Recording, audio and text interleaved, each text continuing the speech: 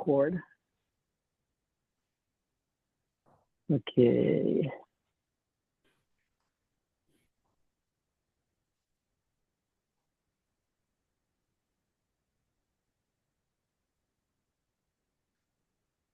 Can you guys see a little opening screen here? Yes. Yep. Okay. Let's see. Okay. Well, I'll just leave that up for a little while, and then I want to welcome you all to the 255th convening of the Broadband Hui, and I'm happy to see all your smiley faces early on Wednesday morning. Now, let me take care of a couple of administrative things. So you all have gotten the new link, and this is the link that we're going to go forward with. If you can put it into your calendars for the first and third Wednesdays, that would be great. It turns out that I have to do kind of a manual thing because the way my calendar is set up, I can only do weeklies. I can't do like a first and a third. I can do separate first and thirds, but that means there'll be separate Zoom links for those particular recurring meetings. So if you want to actually get a calendar invite as opposed to the agenda, have it embedded in the agenda, let me know, and then I can add you to the specific first or third Zoom link, and then you can manually sort of replicate it in your calendar. But I just wanted to let you know that this link is the link that we're going to go forward with, and you can populate your calendar on the first and the third. So with that, let's see, we have a pretty full agenda today, and we have some familiar faces from way back in the beginning of time, and we have some new faces, so good to see everybody joining us. What I will do is, let's see, let me make sure I get through the the agenda here. Okay, so since we have a nice little crowd here, we'll maybe call on a couple people to do some quick introductions. How about we go with Hilton real quick? I mean, we're just gonna kind of power through this real fast. Yeah, thanks, Bert. Hilton Rethel, President CEO of the Healthcare Association of Hawaii, and also we're working with the governor on the Rural Health Transformation Program and the funding for that program, and so really interested in learning more about what the Broadband Hui has been doing and how we can leverage all of that great work and investment in terms of the money we will be receiving over the next 5 years from the federal government for the Rural Health Transformation Program. So thanks, Bert. Yeah, no, thanks, Hilton. And Hilton came especially because we've got an update on the BEAD program, so wanted to give him a chance to get it directly from the source. Next up, I want to give Wayne a chance to introduce himself. This is your first time too, right? It is. Aloha, everybody. Wayne Wong. I am the Maui Center Director for the Small Business Development Center. So we are a project funded by the SBA as well as the state of Hawaii. And essentially, we're just here to provide technical support to small businesses. And one of the issues, of course, for us is that in order to be in business nowadays, you need to be really online and on the internet. And then even internally in terms of, since COVID, a lot of our advising happens to be done virtually.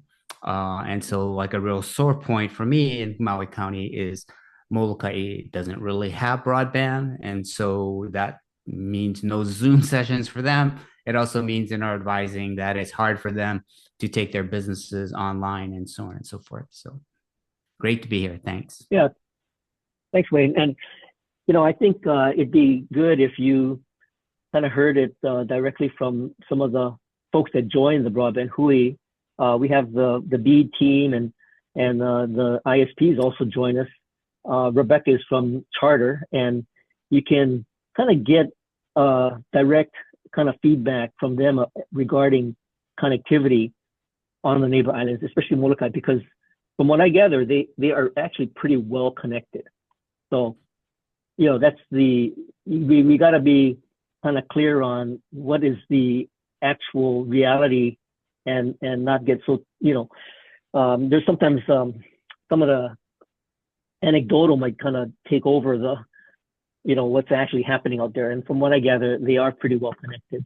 And then Kim is also on Maui, so she's another good resource to get a sense as to what's actually happening on the ground. Okay, let's see. A couple of other people I want to give a chance to introduce themselves. How about Anna Lynn?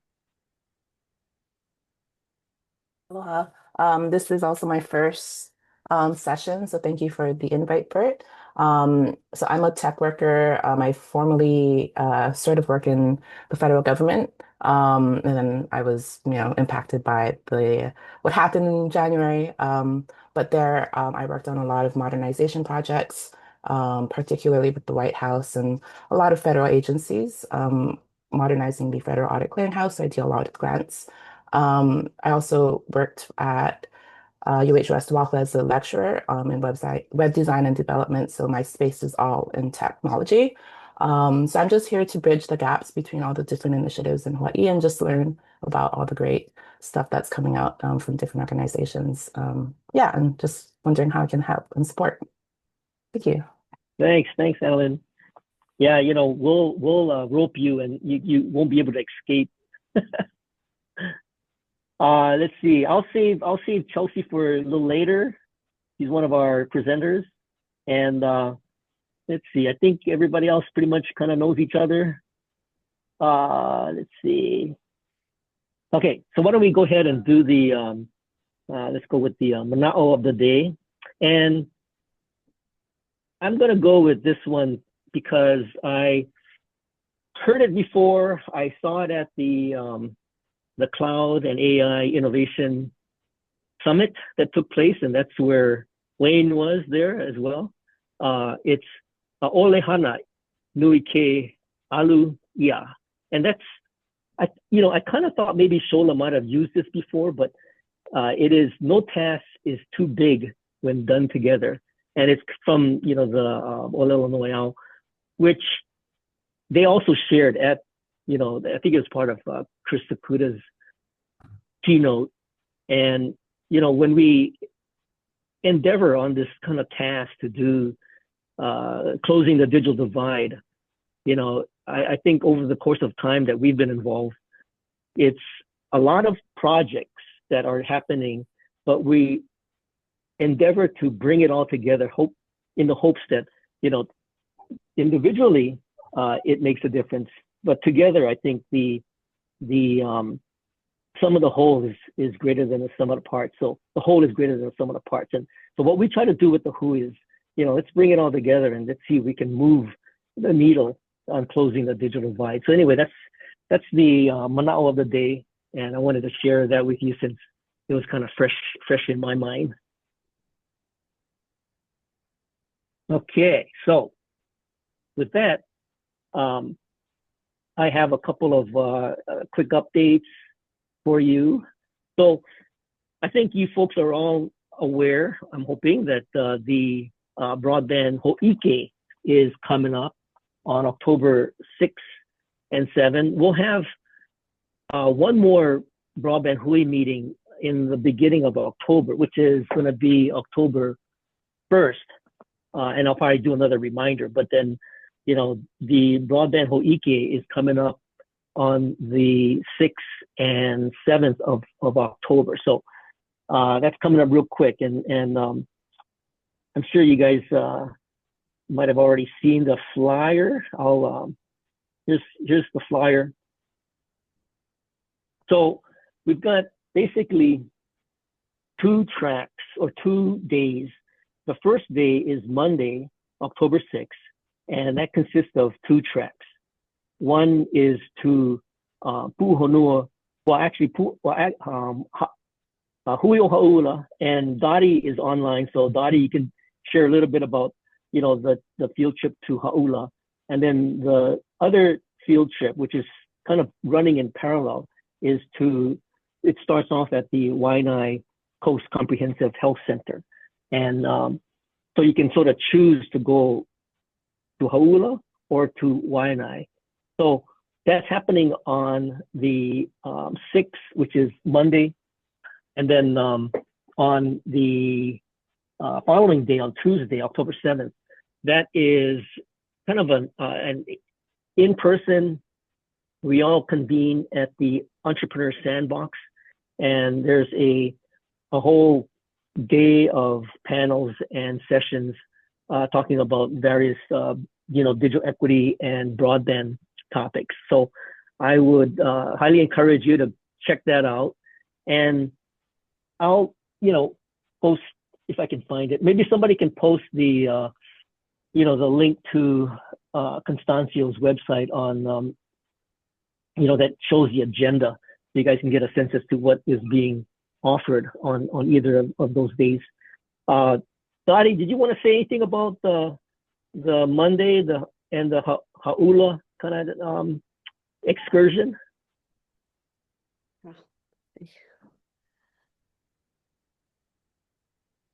Can you hear me, Bert? Yeah. Oh, Yeah. okay, Yeah. yeah. Sure.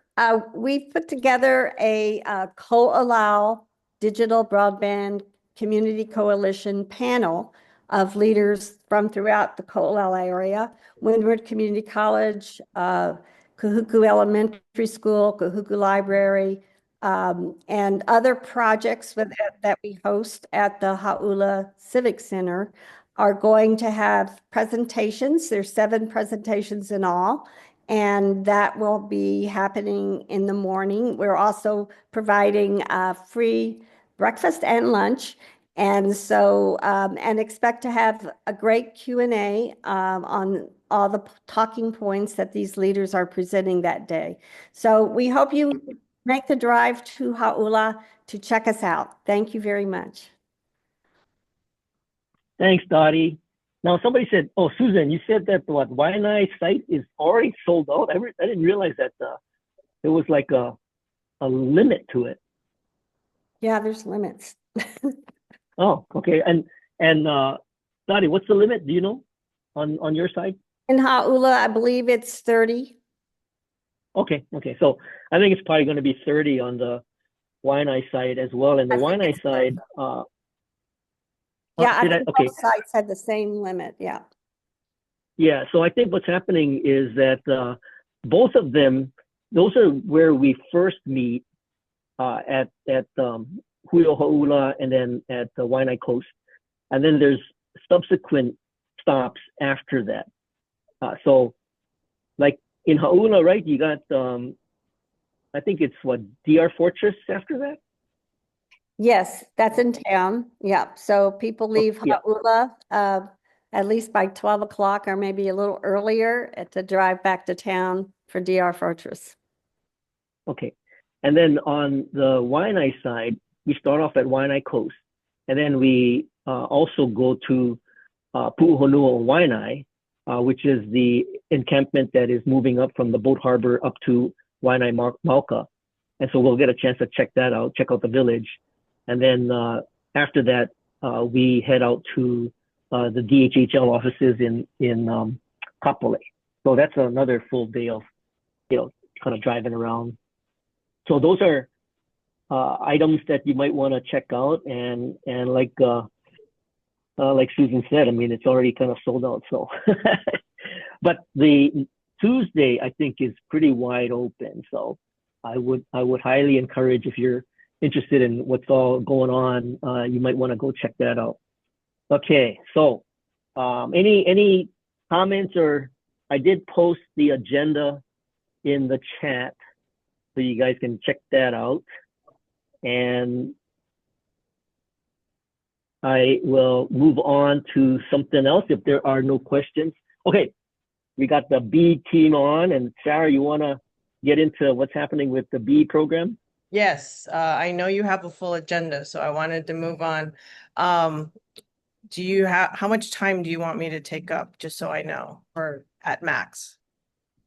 I think, well, 10 minutes plus we've got, 5 minutes yeah, questions? maybe What? 10 minutes, 10, Okay. 15 minutes. Okay, I was just asking just in case, because I did add Okay. extra slides today since we're going a little bit deeper. Yep, yep. Okay. Allow me to attempt to share my screen.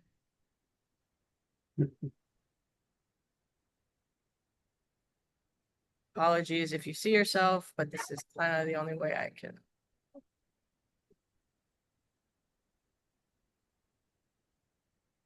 And then Sarah, you can shoot me the slides later, and then I can share it with the Hui. Okay. Are you able to see the entire screen filled? Okay, great.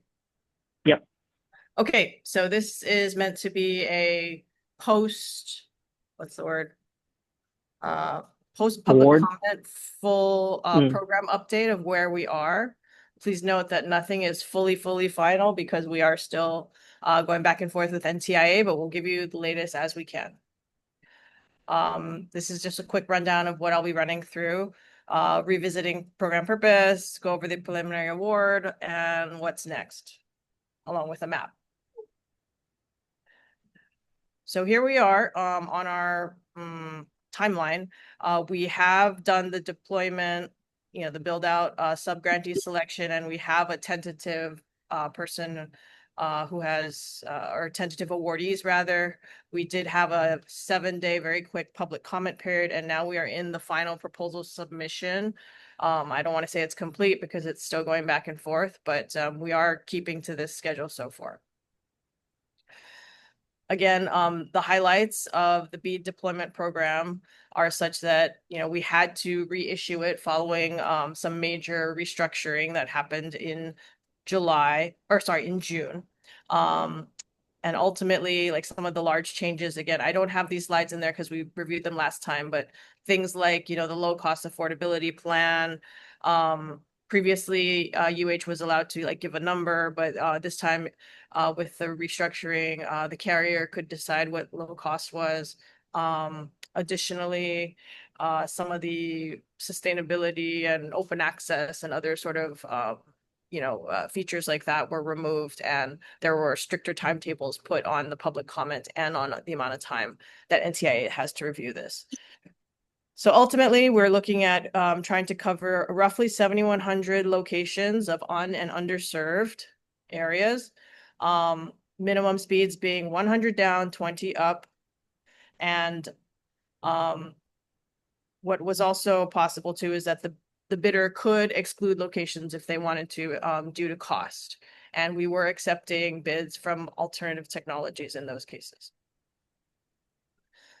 The main award criteria you would like to probably know about is that a project met the definition of a priority broadband project if it could have these definitions with less than 100 milliseconds latency and be scalable into the future.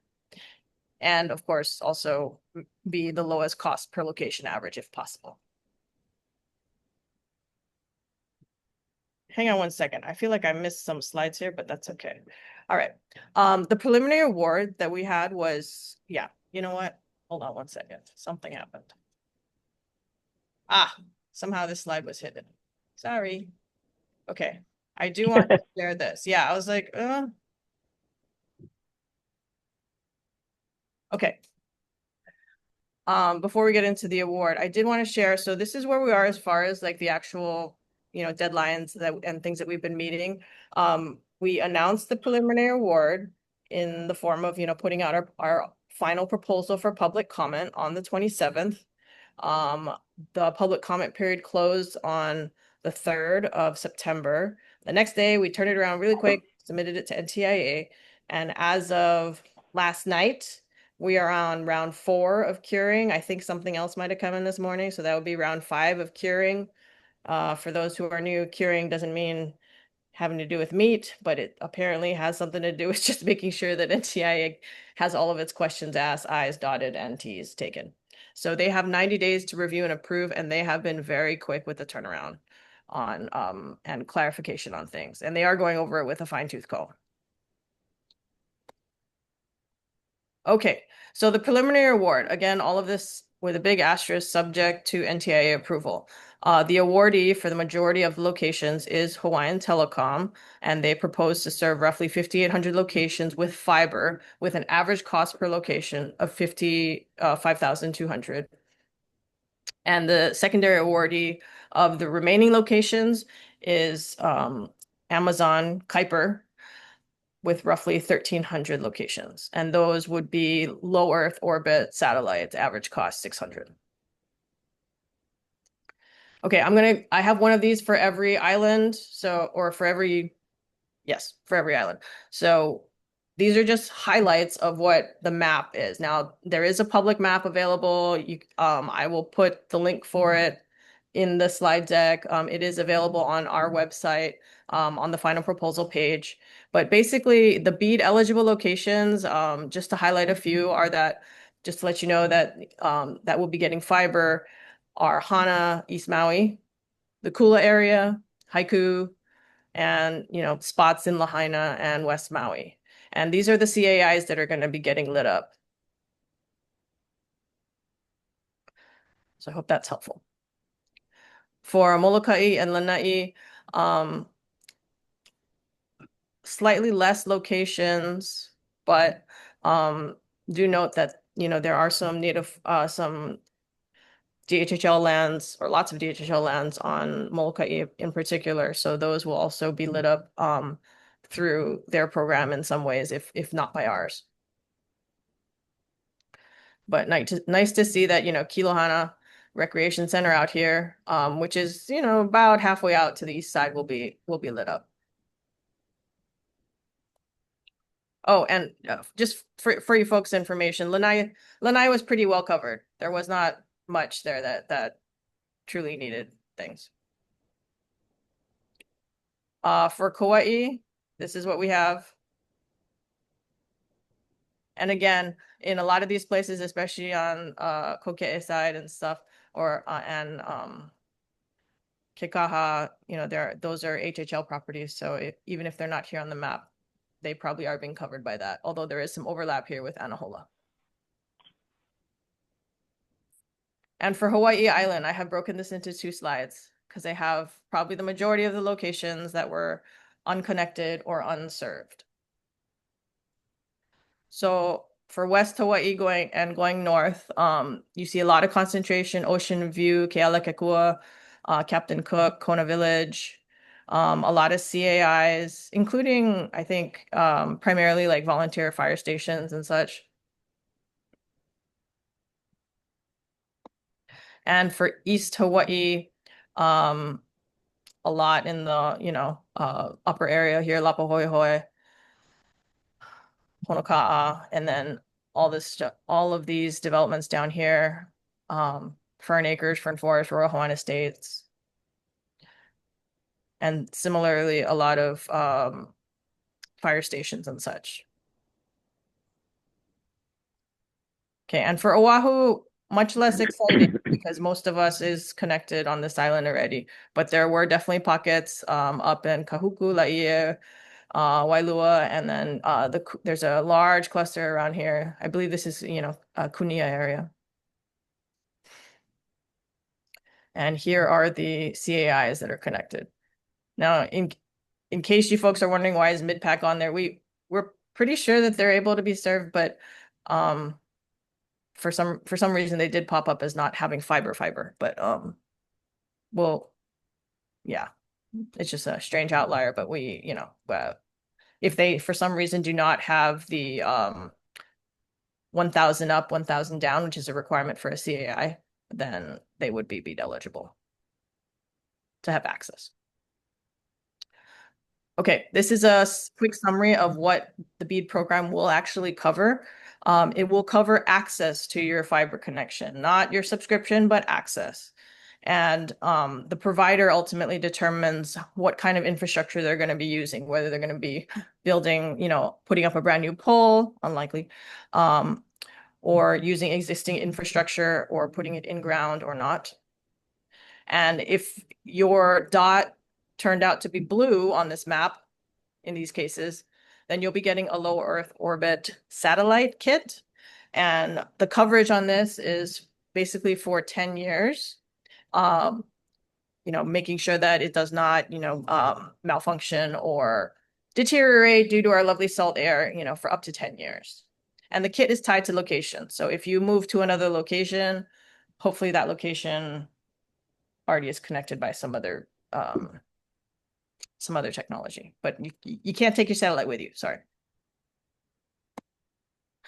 For a detailed summary, again, please go to our website, and you'll find that there's also, I think it's 5 or 6 pages, like a pretty detailed final proposal, executive summary, the maps, showing that all locations will be served.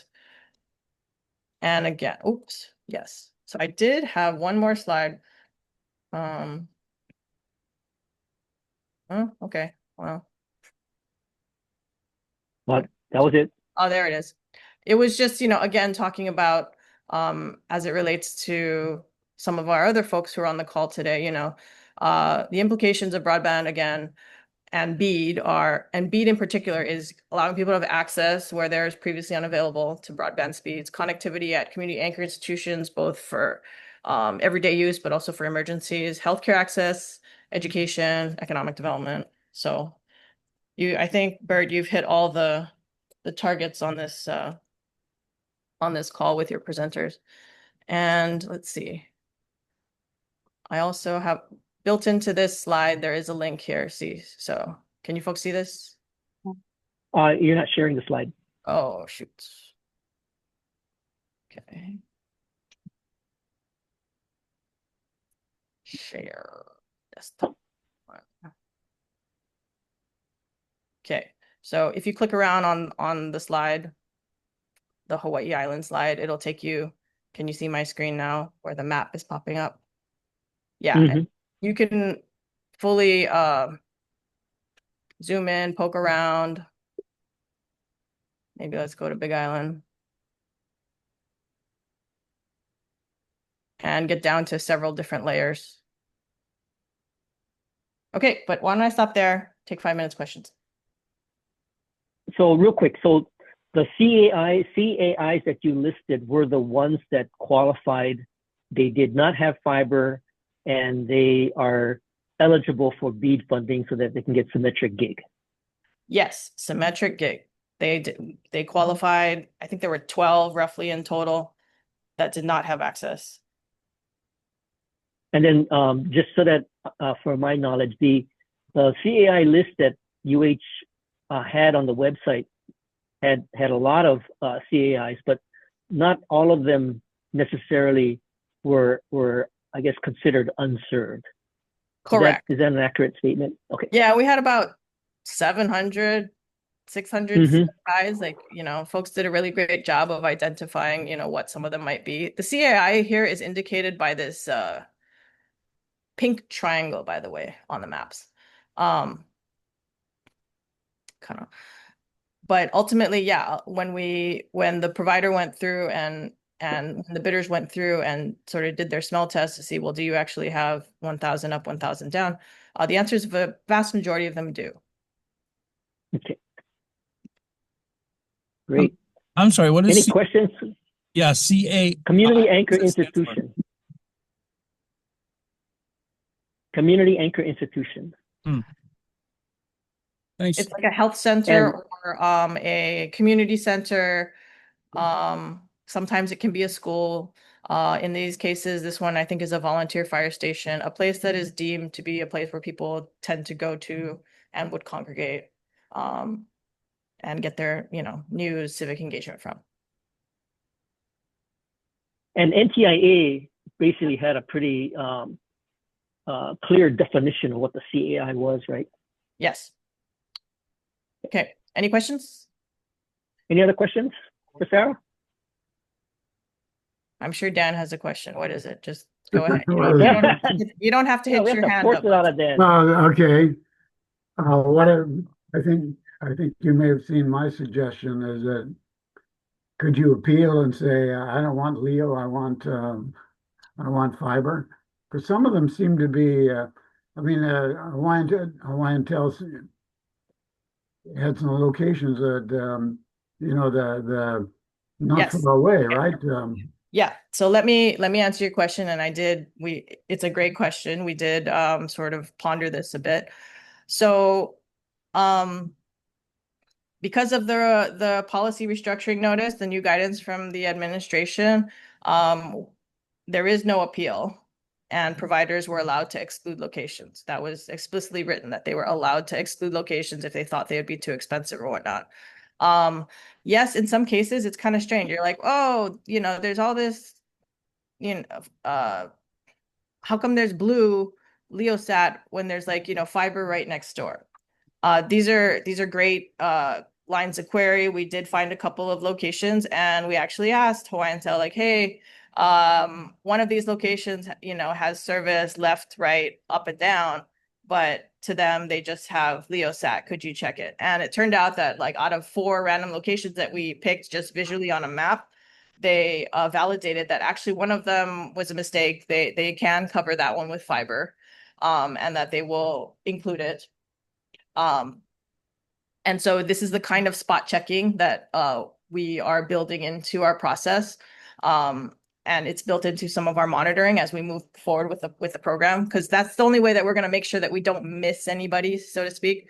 But also in some cases, though, even if you would want to have fiber, but you just can't, and even though you have other fiber around you, sometimes it's things that are just extremely expensive, like putting up a telephone pole, or lack of infrastructure, or there isn't a power pole for Hawaiian Tel to put their wire on, and they really don't want to put up, I mean, I think it's what, 45,000 at least, to put up a pole. So in some cases it is legitimately cost prohibitive to install the infrastructure needed. And even if visually it might look one way, there might be other things and reasons why it can't be covered like that. But unfortunately, there is no appeal process. Well, but of course, Hawaiian Tel is advertising, 100% fiber enabled. So, okay, you said fiber enabled everywhere in Hawaii by next year. Please, Within enable my reason, I house. suppose. I mean, Yeah, I know. Yeah, you have to do it, but we can hold their feet to the fire also, and also kind of issue.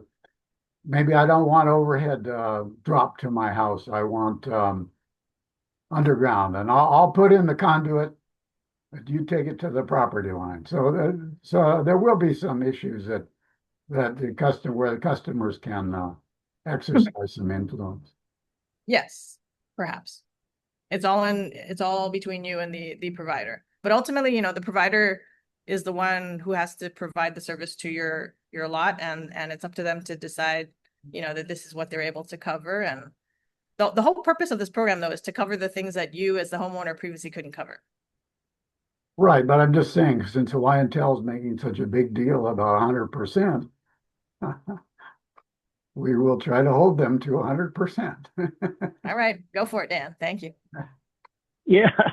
So Sarah, for anybody that looks at the map and sees a dark blue dot indicating satellite connection, what recourse do they have to perhaps see if they can get it reconsidered? They would need to go directly to Hawaiian Tel? No, as far as the BEAD program is concerned, there is none. It's not written into the policy notice, so it is what it is. Okay. They can choose not to subscribe to satellite if they don't want to. Okay. Yeah. Sorry, can I ask about that? Kim. Yeah. So if I'm hearing correctly, they'll get a kit, but it's up to them whether they light it up or not. No, sorry. You're not going to be given a kit no matter what. You have to want to subscribe to the service. Okay. And the kit comes to you. So there's like a notification gets sent out to the property owner that says you can have one of these if you want? And then If they you're have not to connected yet, respond yes. and say yes. I believe so. We haven't gone over the marketing plan for how Kuiper is going to let folks know that, you know, their service is BEAD eligible and available, but at some point they would Okay. let folks know that you can subscribe and that it, you know, the cost of it would likely be covered. Yeah. Okay. And then I think I heard you say it's up to 10 years. So if the unit like breaks down for whatever reason after 5, then that's it. I think the program will cover a replacement unit within the 10-year period. Okay. So it would be covered. It would be, so Okay. long as you're not using it for target practice, you know. Okay. Thank you. But like, you know, So for Sarah, weather and other kinds of damage, natural damage. Okay. yeah, so Sarah, you know, will you or Kuiper be doing some kind of process education so that people like Kim know what to tell the, you know, the coalition that they, you know, they organize? Oh, yes. We have offered to appear virtually wherever needed to give a presentation. But at the moment, we're still finalizing all of the contracts and such. So, Okay. yeah, exactly how Well, everything will be rolled out and exactly what the schedule will be, still to be determined. But we are hoping to finalize the contract this fall, perhaps begin permitting by next spring, construction maybe beginning in some areas next summer. Follow-up question to that, and thank you for bringing that up, Bert. So do you know about when we could see about scheduling a coalition meeting to have you present on this? Let's wait until the contract closes. So, Which will be like in uh, give us through Thanksgiving. okay. Okay. And are you going to well, share thanks, Sarah. Sorry, are you going to Oh, go share ahead. the slide Yeah, deck? sorry. Did I miss that? Yes, can. You will, yes. Thank you. I know there's, and you're more than welcome to come back, Sarah, you know, next week, next Hui meeting, answer more questions about this. This is a part of the topic we could probably spend the rest of the Hui call on. But I do want to give our last couple of speakers a chance to share their items. And again, you know, we want to make sure we get everybody back together and, you know, sharing what's happening across the state of Hawaii. Okay, so real quick, Chelsea actually is a student, and I give her a lot of credit. She is a sophomore at King Kekaulike on Maui. And Kim, you ought to kind of like get to know Chelsea because she does a lot of self-initiative. She went to the Hawaii Annual Code Challenge and developed a prototype dashboard. And then she has continued her interest in developing applications. So I wanted to give her a chance, Chelsea, to share a little bit about her interest and real quickly, you know, your application that you currently have in development. Thank you, Bert. First of all, thank you for the warm introduction. And like as you said, I'm a proud Hawaii Annual Hackathon Coding Challenge alumni and someone who's really passionate about bridging technology that empowers young people and also bridging my interest towards technical coding applications and policy, especially those for underserved communities across Hawaii. So today I first wanted to show how my Hawaii State Annual Code Challenge solution helped me discover my voice in tech and basically give me the skills that help me create a tool called Kumu AI that challenged me and gave me more interest in the field of technology and AI. So I'll share my screen right now. Yep.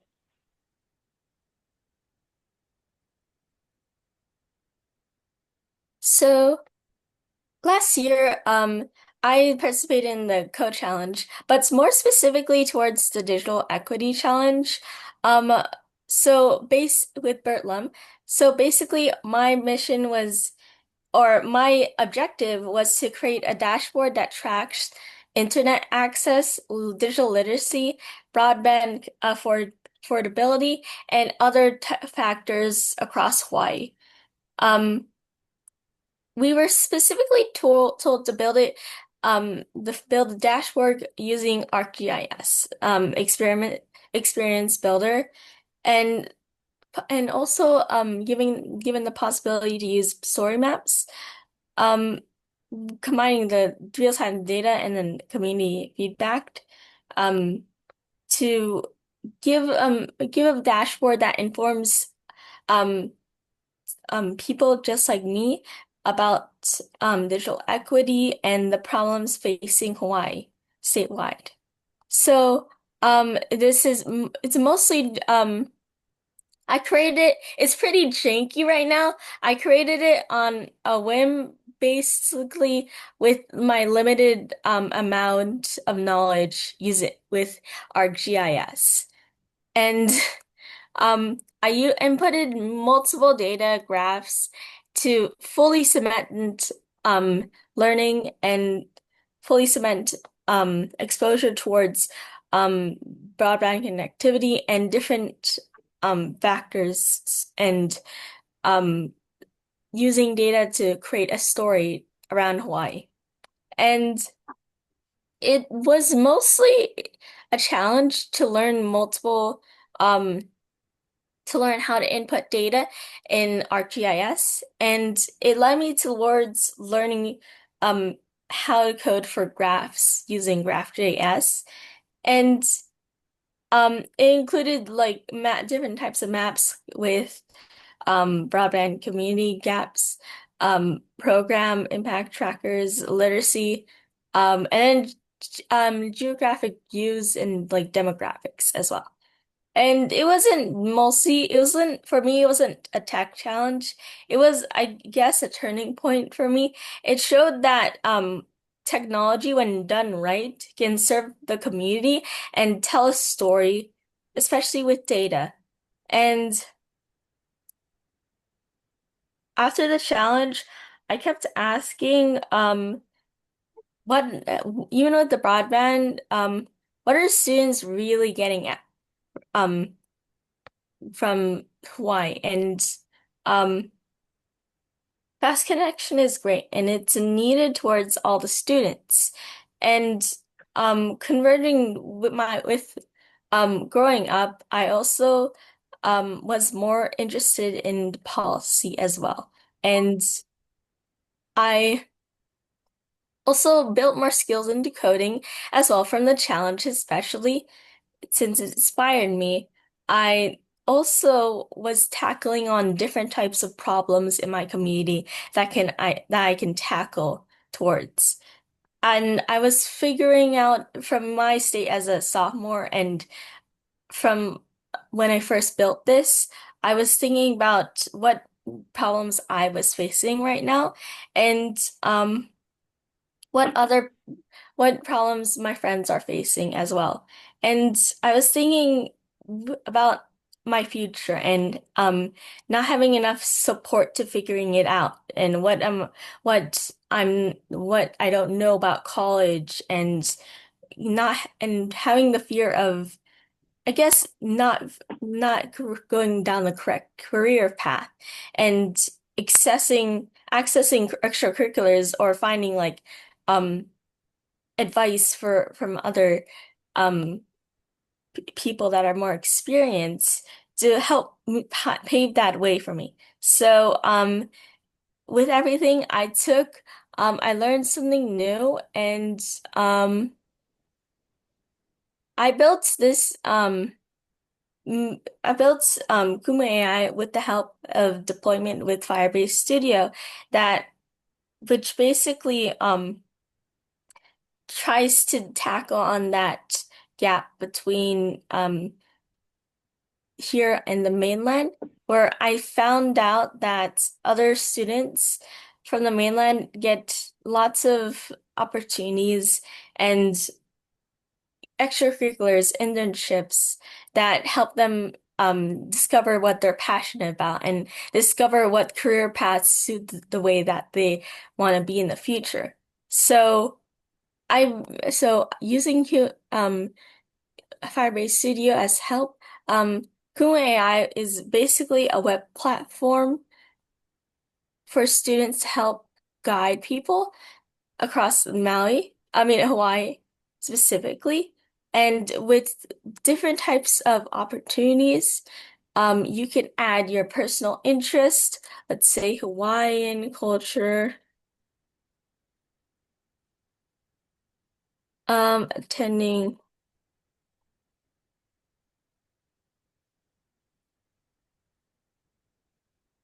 Okay. And Also, we probably need to go quickly because I have one more presenter after you. okay. Sorry. Not to stress you out. It's okay. But you're Don't doing a worry. good job. Okay. I'll move this. Sorry. It's mostly just, with specifically I inputted Hawaiian culture, and then it gave me scholarships and an interest that's personally support what I'm specifically interested in. So it gives students what they want to explore and what programs that they can join or get interested about to fully pay that way for that career path. We also have other tools that I can load in a bit.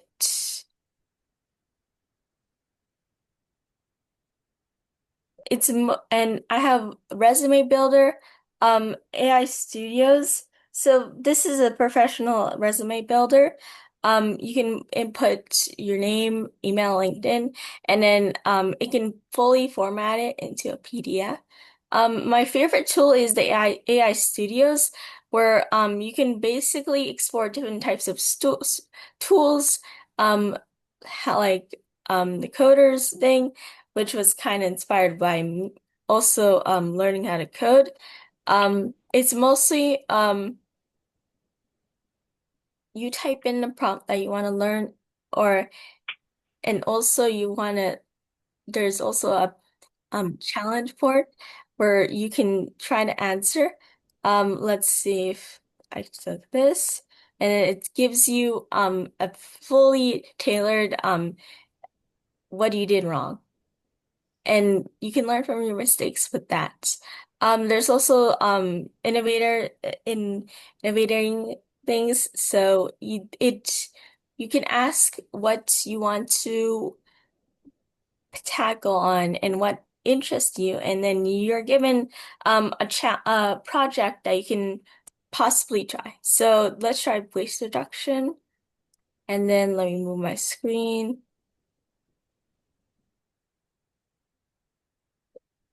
So And Chelsea, then, I think what we might have to kind of move on. I think there are some mentors that I could connect you with on the call, and there's our Hui is definitely interested in the work that you do and what students come up with. We definitely want to get more young people interested in this work, in broadband and digital equity. So I want to encourage you to keep moving forward. But with that, again, you're welcome to stick around and like I said, I'll connect you with some folks, and then I do want to give so everybody, I want you guys to thank Chelsea for coming on. She has a break in her class session on Wednesday, so this actually worked nicely for her. But Chelsea, yeah, I want to really mahalo your coming on and sharing the work that you do. thank you so much as well. And it's really inspiring to just be here. So thank you so much for having me on. Well, we'll see you at the next Hawaii Annual Code Challenge, which is coming up pretty soon as well. So yeah, I'll connect you with some folks, and then we'll continue the conversation that you started. Now, I do want to give an old time friend of the Hui a chance to give us an update. Let's see, where is that? Oh, there he is, Curtis, who has found some new space. So Curtis, you want to share what's happening with Hawaiian Hope and your big warehouse that you used to have or still have over on White Camilo? Yep. Hey, and thanks for giving me the opportunity to pitch this. In Chelsea, where'd you go there? I'm going to put my contact info in the chat here, and I'd like you to get in touch with me when you have some time. So for you guys that don't know everything about us, the organization is Hawaiian Hope. There's my email address right there. We are a technology-based nonprofit organization. Our primary project is we take in computers as donations, fix them up, get them back out into the community. We've been in operation now for 20 years, and we have processed well over 12,000 computers where we have refurbished them and got them back out to the community. The last several years, we've been processing about 2,000 computers a year. And so yeah, kind of, you know, big into the hardware side of it. But the other thing that we do is we actually design software. And so, Chelsea, that's why I'm interested in chatting with you. I like what you presented there. But yeah, we design software that other nonprofits use to manage their day-to-day operations. So maybe we can get your insight on a few things, right? So yeah, with that said, we have been at a warehouse on Waiakimila Road in Kalihi for the last 5 years, and it's about 5,000 square feet. However, we are moving to a new location right in town on Bethel Street. It is about the same physical size footprint. However, you know, the new place, it has a separate office area, which I'm excited about. It actually has an enclosed area we're going to use for our tech center, because I don't know if you can see it back there, but way back there is our tech area. It's inside of our existing warehouse, and there's no aircon in here. So our volunteers come in and bake. And so the new location has air conditioning, and it's got an upper deck as well, and it's kind of nice. I'm really excited about this. I got some photos of the inside I can share, but you know, our big issue right now is we have to be out of this building by October 1st, which is, you know, a few days from now. We have downsized quite a bit, got rid of old stuff that we're you know, nobody's going to take it. We got rid of a whole bunch of like 15-inch monitors and 17-inch monitors, because now we've got well over like 1,000 24-inch monitors and larger in stock. And so we're downsizing quite a bit, but still, you know, we had 5,000 computers in inventory. And so what I desperately need, and it's providential, the opening statement that Bert said, that more hands makes the job easier, right? Yeah, that's what we're hoping for right now. We've got a whole bunch of stuff. It's kind of hard to see, but we've been, like, the shelving up there behind me, we've been tearing that apart, you know, and we've got a whole bunch of it that, yeah, we need to transport over to the new location. So we're looking for extra hands, extra bodies, to help us, you know, tear it apart, put it on pallets, potentially drive it to the new location. We don't have the keys yet for this new place, and that's part of the last minute, you know, feeling for this, is that we're hoping to get the keys there tomorrow. I've been waiting for our insurance to update the darn paperwork. It's always paperwork, right? But yeah, so once we get going, and if you guys, Bert, can I share the screen here for a second? Sure, yeah. Okay, let me, which one are we on here? This one.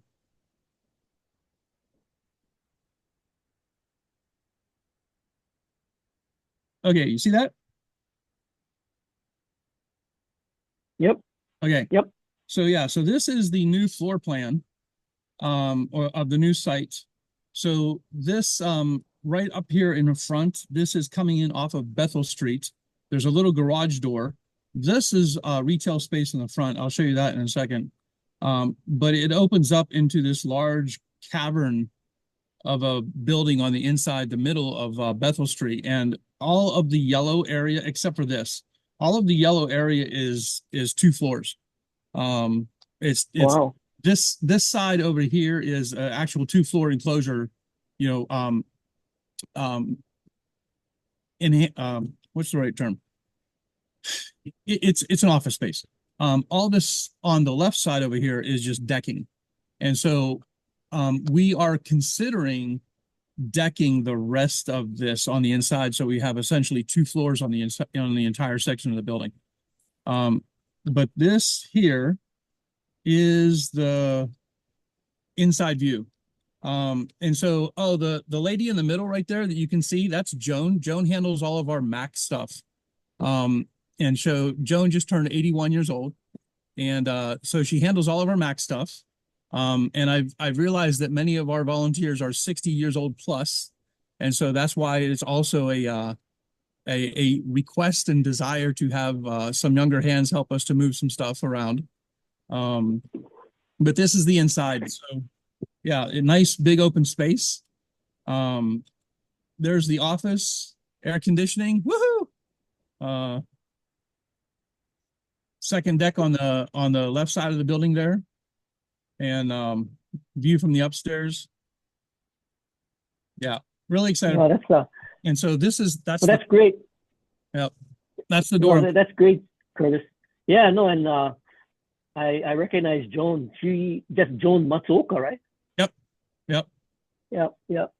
Yeah, Joan is. I'm sorry, but I wouldn't be bringing your age average any further down. So, but you know, I would want to support Curtis in any way we can, because he has been really instrumental in getting devices to folks that were in some of the early digital literacy classes, and you know, I can see where on a going forward basis, a lot of the folks that are continuing to take digital literacy are going to be also in desire of some perhaps a refurbished devices. So Curtis does offer a great option. So with that, Curtis, I want to mahalo you. I need to kind of wind the Hui call down, but put your contact info in the chat, and then we'll make sure that the people can kind of follow up with you. I'll save the last couple items on the agenda for next week, but I do want to give you an update that we'll have a presentation by Stacy about the Digital Navigator program. We'll also have someone come on and talk about the World Summit on the Information Technology Summit that I went to in Geneva, and then we'll have a demo of a policy app.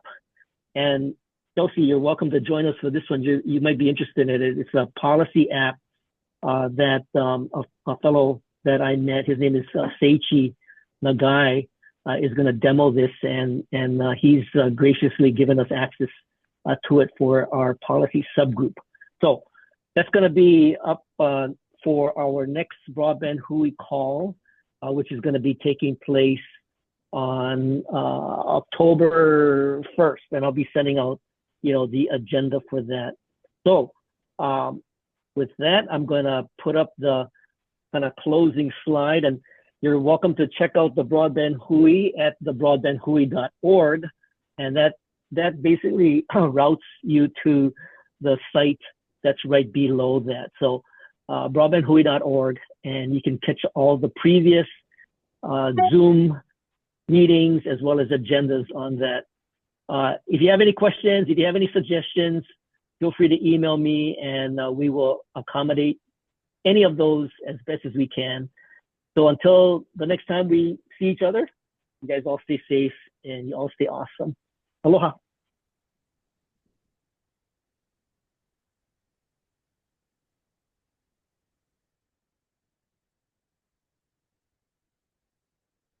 Thank you. Thank you again. Our pleasure.